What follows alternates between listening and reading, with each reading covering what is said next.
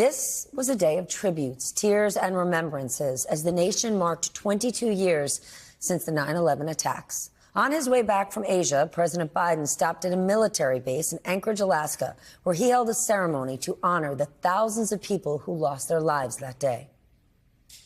I join you on this solemn day to renew our sacred vow: never forget, never forget.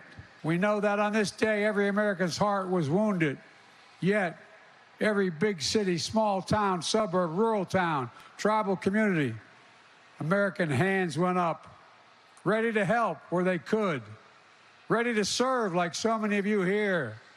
We can look across the country and around the world and see anger and fear in places many of you have been stationed before. A rising tide of hatred and extremism and political violence. It's more important than ever that we come together around the principle of American democracy, regardless of our political backgrounds. We must not succumb to the poisonous politics of difference and division. We must never allow ourselves to be pulled apart by petty manufactured grievances. This day reminds us we must never lose that sense of national unity. So let that be the common cause of our time. And like every year since the attacks, memorials were held in New York, Pennsylvania, and Washington, D.C. Here's my colleague, Rahema Ellis, with more. Once again, a solemn day of remembrance.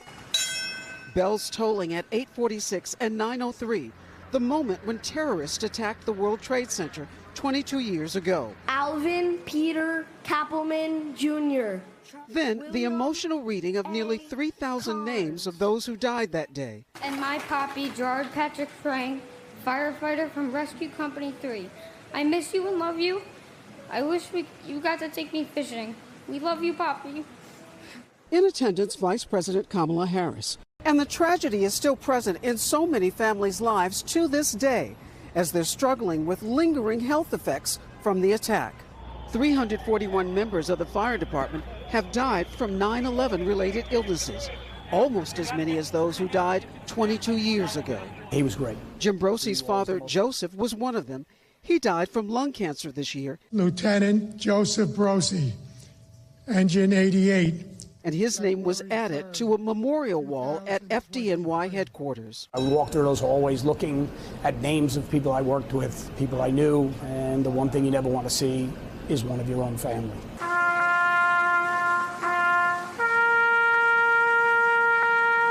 Pain for lost family members, both fresh and lingering. I just hope you're proud of who I've grown up to be. Thank you for loving us, Dad, and thank you for being my dad.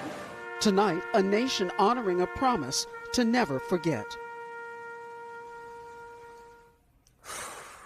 The America that came together in the wake of 9/11 attacks is now struggling to find any common ground.